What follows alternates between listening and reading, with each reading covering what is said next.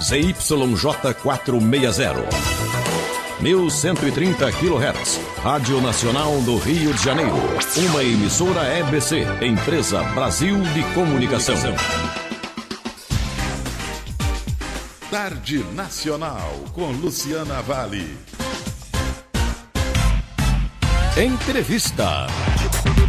No Rio são 3h44. A gente marca o cartão aqui toda segunda-feira com a doutora Alice Amaral, médica nutróloga, nos trazendo importantes orientações sobre uma alimentação saudável.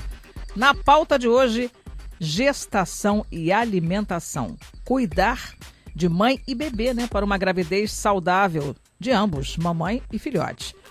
Doutora Alice Amaral, boa tarde, tudo bem?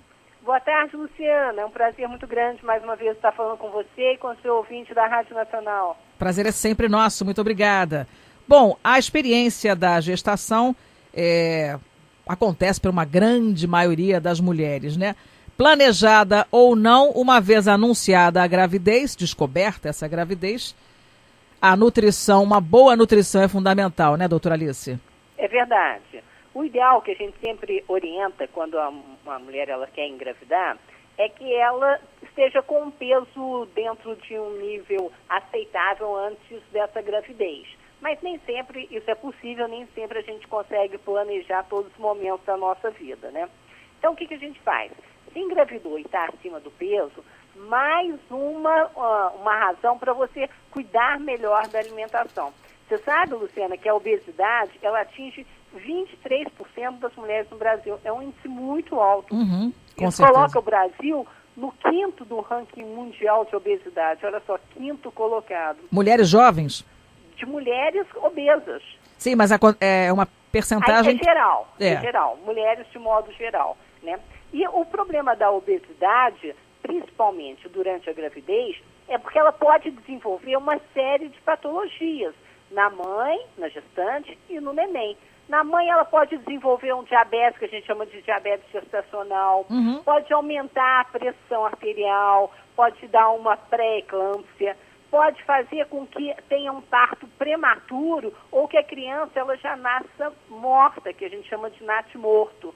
Favorece os abortos espontâneos e a criança ela pode nascer com alguma doença congênita por causa desse excesso de peso da mãe. Olha só a importância, não é só em relação é o peso, eu vou ficar com mais celulite ou estria. Não, a coisa vai muito além dessa parte estética. Embora você também não ter celulite e não ter estria, é muito importante do ponto de vista emocional, Porque eu sempre brinco, eu falo, gente, existe vida após o parto. E após o parto, a gente quer colocar o biquinizinho para a praia e está se sentindo bem. Se você está bem com o seu corpo, isso melhora a sua autoestima, você se sente mais segura, melhora o relacionamento com o marido, melhora o relacionamento com o mundo. Isso é óbvio, mas a coisa vai muito além dessa parte estética, digamos assim, Você sabe que se você controla a alimentação durante a gravidez, você garante que a criança ela tenha um peso bom ao nascer, ela vai ter a idade gestacional, quer dizer, a gravidez vai durar o tempo que tem que durar, não vai antecipar, e a criança ela vai nascer sem uma patologia a mais, Isso é super importante. Agora, doutora Alice, quase sempre a mulher começa o pré-natal dela lá pelo 3º mês de gestação. Assim, vai desconfiando da gravidez quando chega na 6ª semana, que não menstrua, que sem menstruar, enfim.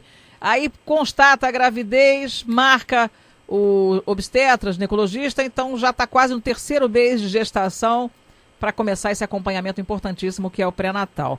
E ali o médico vai passar alguns exames importantes, os exames de sangue. Que tipo de exame pode constatar a deficiência de determinados nutrientes? Normalmente, Luciana, cada médico tem uma rotina, Mas a gente pede, assim, um hemograma, a gente pede glicose, a gente pede uma insulina, a gente pede uma taxa de ferro, cálcio, magnésio, e de acordo com o histórico da paciente, a gente vai pedindo outros minerais importantes para pesquisar isso. Mas é sabido que se a alimentação não tiver de acordo com o que tem que ser, essa criança, essa mãe, ela vai estar desenvolvendo deficiências nutricionais e que vão impactar na saúde do neném. Então, a rotina pré-natal, isso depende. Por exemplo, se for no ginecologista, somente o ginecologista ele pede mais para pesquisar assim, toxoplasmose, essas outras doenças. Se for no médico nutrólogo, ele vai pedir exames específicos para ver essas carências nutricionais. Essa rotina depende muito da especialidade, né? Mas é sempre importante que toda mulher que resolva engravidar, ela tenha um acompanhamento nutricional de um especialista na área, no caso, o médico nutrólogo. Uhum. É porque esses 3 primeiros meses para a formação do feto são super importantes. Quer dizer, toda a gestação é muito importante, mas as semanas iniciais não são menos importantes.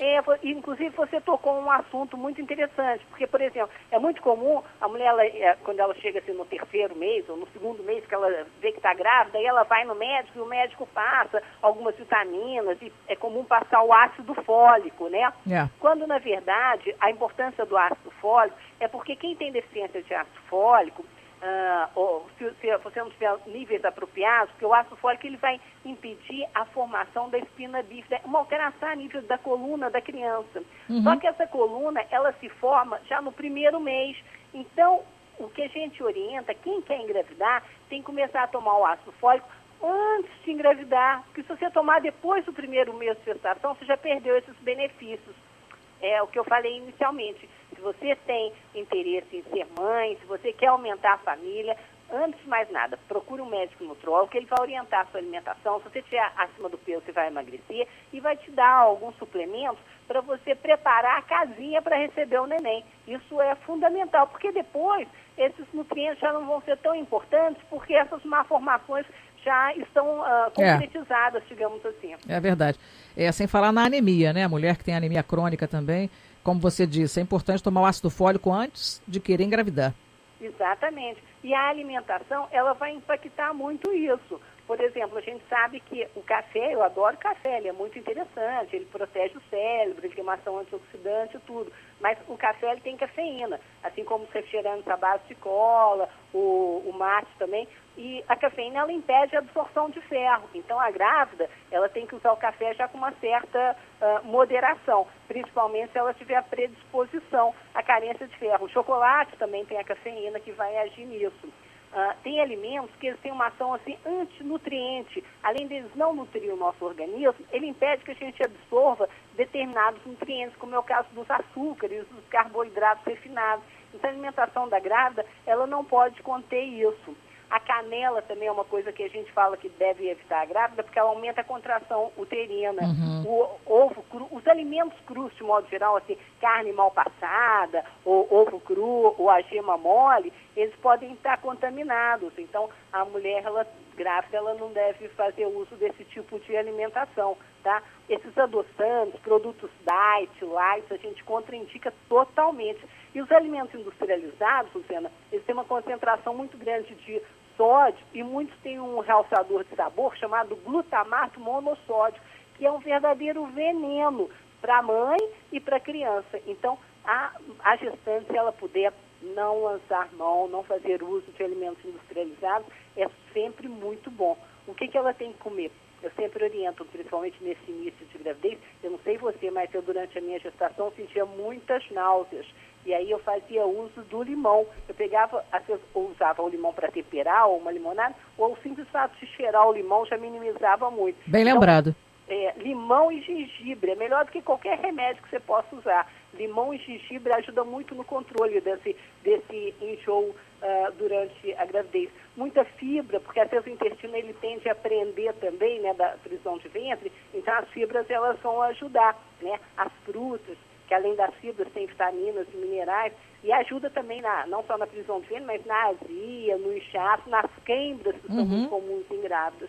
E a água é fundamental, Luciana, para quem está grávida, porque ela ajuda na prevenção da pressão alta, ela diminui o inchaço, ela melhora a circulação do sangue, tanto no útero quanto na placenta, ela previne infecção urinária, ela diminui enjoo, diminui a azia, ela detoxifica nosso organismo, ajuda a eliminar toxinas.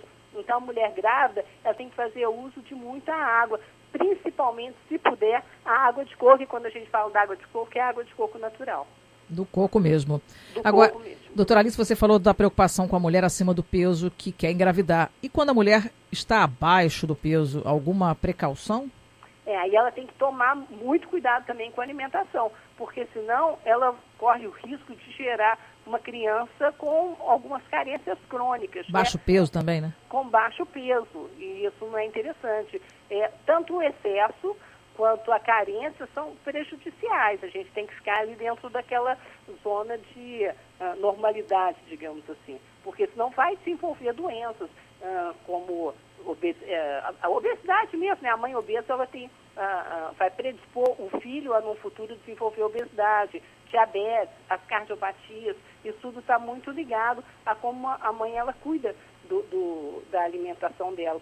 E uma outra coisa também que eu gostaria de falar é que determinadas substâncias presentes nas embalagens de alguns produtos industrializados pode causar, depois do neném, déficit de atenção e até mesmo autismo. Então, a gente tem que tomar muito cuidado com esses alimentos industrializados durante a gravidez.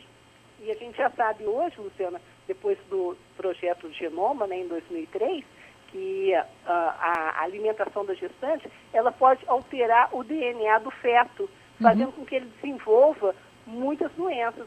Então, olha só, a alimentação vai alterar o código genético da criança. Olha a importância de ter uma alimentação saudável e equilibrada. Com certeza. O sangue tem que estar enriquecido, né, para alimentar essas células que vão levar ao desenvolvimento de órgãos saudáveis. É verdade. Órgãos e tecidos. Muito bem. Doutora Alice Amaral, muito obrigada. Espero que a gente tenha colaborado aí para esclarecer futuras mamães quanto à importância, né, de levar a sério, realmente, de ter muita responsabilidade com essa questão da alimentação durante a gravidez. Um grande abraço, doutora Alice. É o que eu falo sempre, filho é compromisso para a vida toda e esse compromisso já começa durante a gestação. Eu que agradeço, é sempre um prazer muito grande, uma semana de muita luz para você e para os seus ouvintes. Muito obrigada, muita luz para você também.